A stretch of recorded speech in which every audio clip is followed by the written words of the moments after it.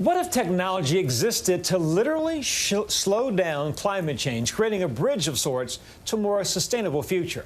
In this week's It's Not Too Late, our Ginger Zee explains the solution is out there and has actually been for years. But it's next step that's tricky: buy-in.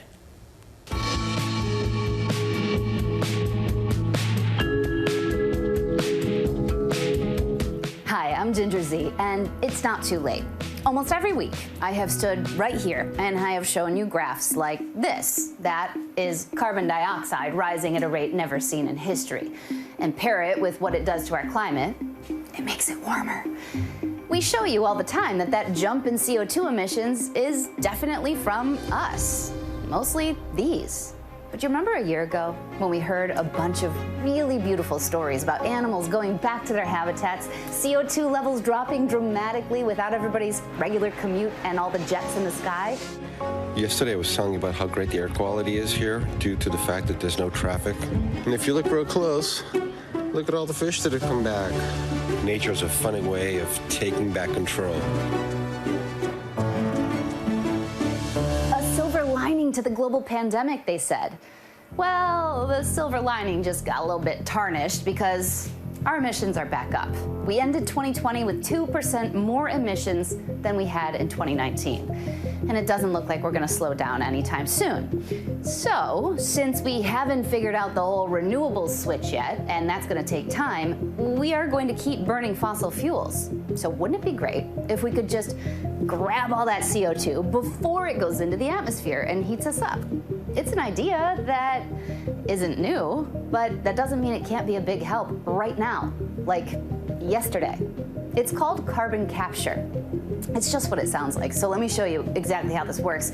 You take a natural gas plant, for example, a smokestack that's pouring tons of carbon dioxide into the air every day. Now, there are different ways that you can do this, but basically you put something in that smokestack that attracts carbon dioxide only. It grabs it all.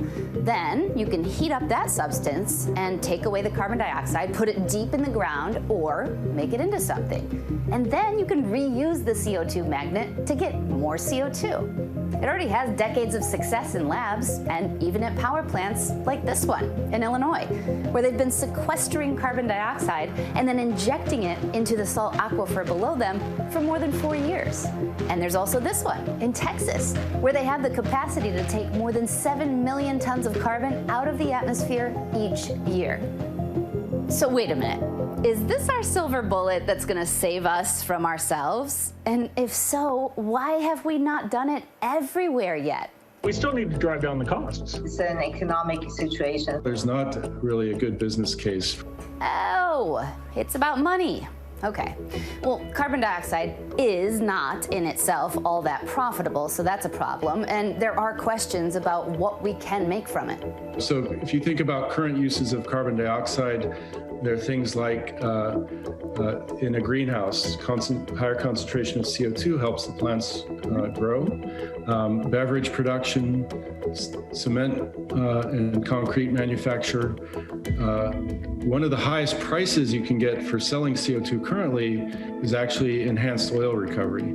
And here's the kicker, it still costs a lot to capture carbon. We're at about a point where it costs $40 to $45 per ton of CO2 to capture. But there is a relatively new tax credit that might help motivate companies. I've been hearing about it for a long time. It's just not happening yet. That's right, yeah. So why? We are in the early stages of implementation of a tax credit called 45Q that was extended by Congress. That particular tax credit has caused a lot of industry interest.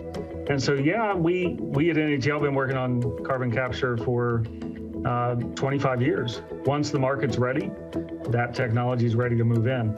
The bottom line, though, is carbon capture is still expensive, and somebody is going to need to make it worth the while of big business to get involved. Whether it's the government and the research being done at the National Energy Technology Laboratory, or maybe billionaires? Thank goodness Elon Musk dropped this little ditty on Twitter. Am donating $100 million toward a prize for best carbon capture technology. Details later. He says am going like I say am going to Starbucks, but Elon knows we have to do whatever it takes because time's not on our side. And then there's somebody who also knows a little bit about making history and says humanity is ready. We need more than just philanthropy and altruistic people and companies. We need everyone to do it. In order to do that, we need to reduce the cost and make sure that it can be done at very large scale. Anousheh Ansari is the first Muslim woman to go to space and the first Iranian. Now she is the CEO of X Prize, and she's trying to convince the best and the brightest in the world to focus on carbon capture. You know, you want to just throw up your hands and say, we're not going to be able to survive this. But the truth of the matter is it's not too late. We are getting to the timeline that, you know, we can't, there will be a point of no return, but we're still not there. And fundamentally at X Prize, we believe in, you know, innovation from around the globe. So with competition, we reach out to every corner of the world and invite the innovators to just come and put their ideas on the table, and we help them shape it. You heard her. She said it. We can do this. We have to do this. And it's not too late.